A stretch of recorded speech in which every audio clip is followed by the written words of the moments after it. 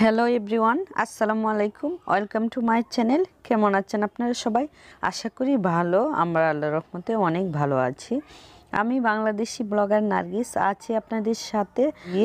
তারপর আগুনের তাপ দিয়ে আমি আবারও পরিষ্কার করে নিয়ে তারপর কেটে নিয়েছি।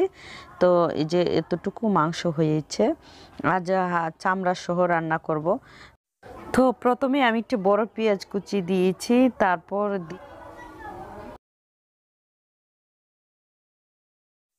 আর দিয়ে দিচ্ছি কয়েকটা দারচিনি, এলাচি, তারপর দিব 2টে তেজপাতা। তো এখানে 2টে তেজপাতা দিয়েছি, একটু নাড়াচাড়া করে দিব। তো এখানে লালচে কালার হয়ে গেলে আমি মশলাটা অ্যাড করব।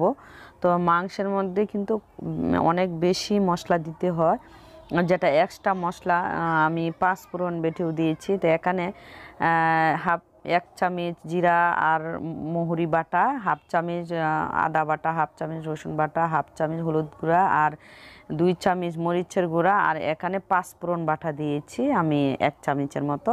তো মশলাটা গুলে তারপর দিয়ে দিচ্ছি।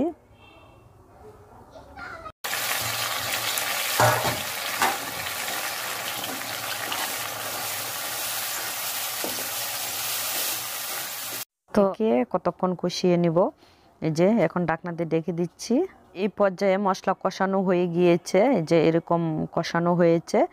এখন আমি মাংস দিব। তো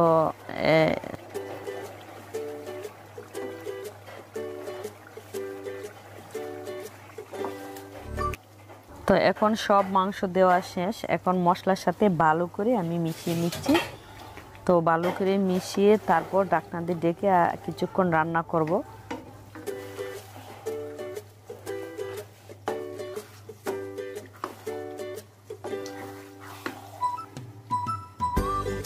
তো মশলার সাথে মিশানো হয়ে গিয়েছে, এখন ঢাকনা দিয়ে ঢেকে দিচ্ছি।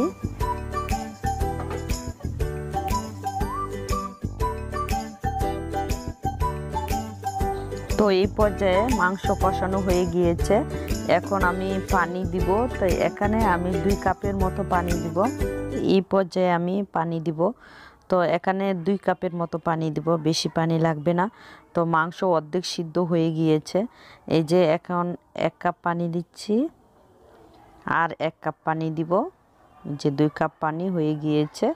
এখন নাড়াচাড়া করে ঢাকনা দিয়ে ঢেকে কিছুক্ষণ রান্না করব, যতক্ষণ না তরকারিটা হচ্ছে। তো এটা কষা কষা হবে, মাংস কষা কষা খেতেই ভালো লাগে। তো এখন নাড়াচাড়া করে আমি ঢাকনা দিয়ে ঢেকে রান্না করব। আর এখানে দিয়ে দিব পেঁয়াজ কুচি। তো আমি 1 কাপ পেঁয়াজ কুচি করে নিয়েছি। তো 1 কাপ পেঁয়াজ কুচি দিচ্ছি, আর কয়েকটা রসুন দিব। এই যে কয়েকটা রসুন দিচ্ছি। তো রসুন বাটা আমি দিয়েছি, তা আস্তা রসুন দিচ্ছি। তো এটা আস্তা রসুন দিয়ে খেতে ভালো লাগে। তো অনেকে আরও বেশি দেয়, আমি একটু কম দিয়েছি। আর কাঁচামরিচ 4টা মতো কাঁচামরিচ দিয়েছি। এখন ঢাকনা দিয়ে ডেকে রান্না করব, যতক্ষণ না তরকারিটা হচ্ছে ততক্ষণ আমি রান্না করব।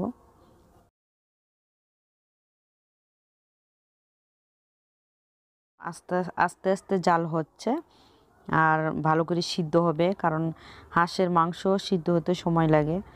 এই যে প্রায় শেষের দিকে, এখন আবার একটু ঢাকনা দিয়ে ডেকে আর অল্প খানিক রান্না করব। এই যে হয়ে গিয়েছে। তো খেতে কিন্তু দারুণ মজার হয়েছিল। চামড়া সহ হাঁসের মাংস খেতে অনেক ভালো লাগে। তো গরম গরম খেতে আরও বেশি ভালো লাগবে। তো এখনই আমরা খেতে বসবো। তো অনেক কালারফুল হয়েছে, তো খেতেও দারুণ মজার ছিল। তো বন্ধুরা, যদি ভিডিওটি ভালো লাগে তাহলে আমার চ্যানেলে সাবস্ক্রাইব করবেন, লাইক দিবেন, শেয়ার করবেন। তো যে যেখানে আছেন অনেক অনেক ভালো থাকবেন। সবার সুস্বাস্থ্য কামনা করছি। আজ এই পর্যন্তই। সবার কাছ থেকে বিদায় নিয়ে দেখার অনুরোধ জানাচ্ছি। তো বিদায় নিচ্ছি।